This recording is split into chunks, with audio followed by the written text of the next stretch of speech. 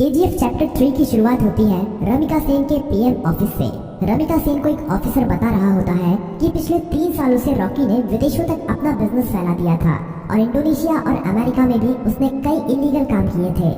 इसीलिए इंडोनेशिया और अमेरिका की सिक्योरिटी फोर्स भी रॉकी को पकड़ना चाहती थी, पर अब रॉकी मर चुका है। पर इंडोनेशिया और अमेरिका में रॉकी के इलीगल काम अभी भी चल रहे हैं।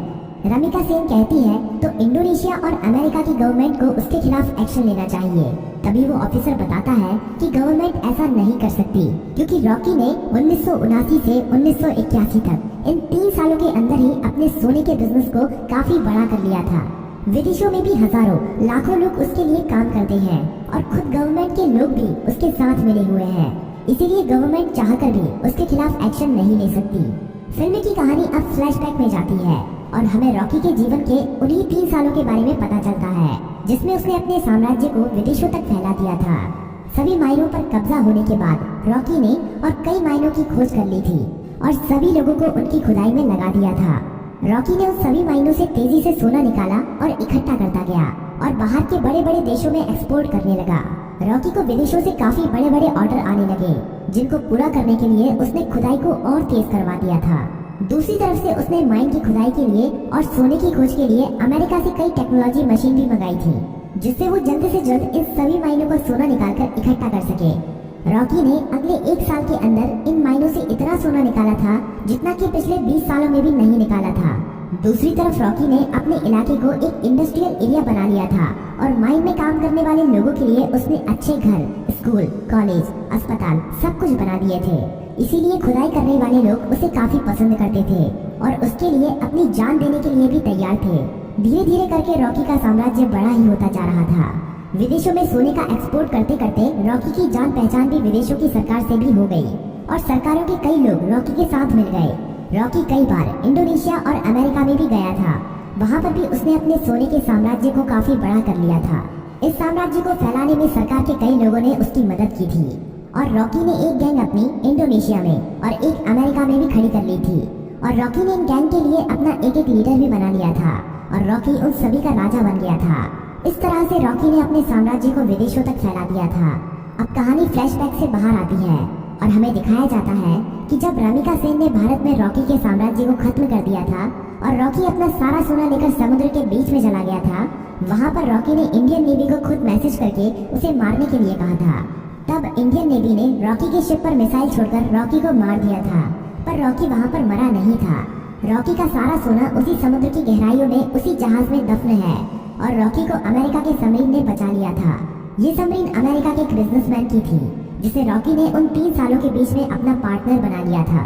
रॉकी अब अमेरिका में सबसे छुपकर रह रहा था और वो महीने में कभी कभी इंडिया भी किसी को फोन करता था कि केजीएफ का क्या हुआ, केजीएफ को ठीक होने में कितना समय लगेगा। अब कहानी इंडिया में शिफ्ट होती है और हमें दिखाया जाता है कि सलार केजीएफ के तबाह होने के बाद केजीएफ को दोबारा से खड़ा कर रहा है और जो लोग बच गए थे उन सभी लोगों के साथ मिलकर रॉकी के साम्राज्य को दोबारा से खड़े करने में लगा हुआ है। सलार ये सभी रमिका सेन से छुपाकर कर रहा है, पर बहुत जल्द रमिका सेन को भी इसके बारे में पता चलने वाला है। धीरे धीरे करके सलार रॉकी के साम्राज्य को दोबारा से खड़ा कर देता है और दोबारा से माइनों में खुदाई शुरू हो जाती है। अब सलार रॉकी को फोन करता है और कहता है, मालिक, हमने आपका साम्राज्य दोबारा से खड़ा कर दिया है। जिस तरह आपने कहा था, अब आपके लौटने का समय आ चुका है। रॉकी कहता है, सलार, तुम्हारे लिए मेरे पास एक काम और है। तुम्हें उस सोने को समुद्र से निकालना है जो हमने इतने सालों से वहाँ पर छुपा के रखा है। वो हमारी माइनों से ही निकला हुआ सोना है। इसे हमें किसी भी कीमत पर समुद्र से निकालना है। इस सोने की मदद से ही मैं दोबारा से भारत में अपने साम्राज्य को खड़ा करूंगा। सलार सोने को समुद्र से निकालने के काम में लग जाता है और इंडिया में अब एंट्री होती है रॉकी की। सलार अपने लोगों को कहता है कि मालिक कई सालों के बाद यहाँ पर पधार रहे हैं, उनके स्वागत में कोई भी कमी नहीं रहनी चाहिए।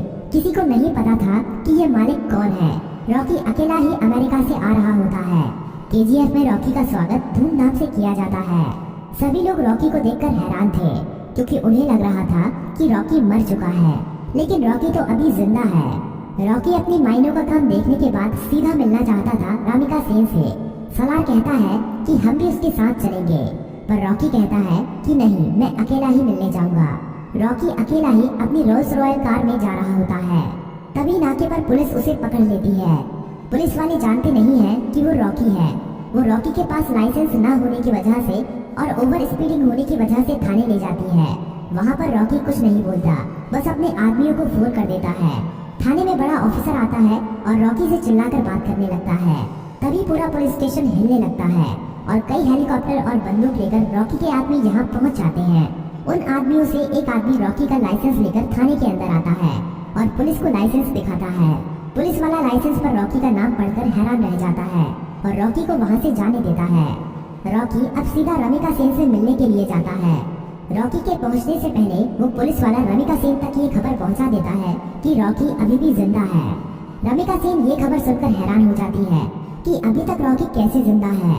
रमिका सेन को ये खबर भी मिल जाती है कि रॉकी के यहाँ आने से पहले किसी ने केजीएफ को दोबारा से खड़ा कर दिया है और केजीएफ से अभी भी खुदाई करके सोना निकाला जा रहा है। अब पीएम ऑफिस में एंट्री होती है रॉकी की। सभी लोग रॉकी को देखकर हैरान थे।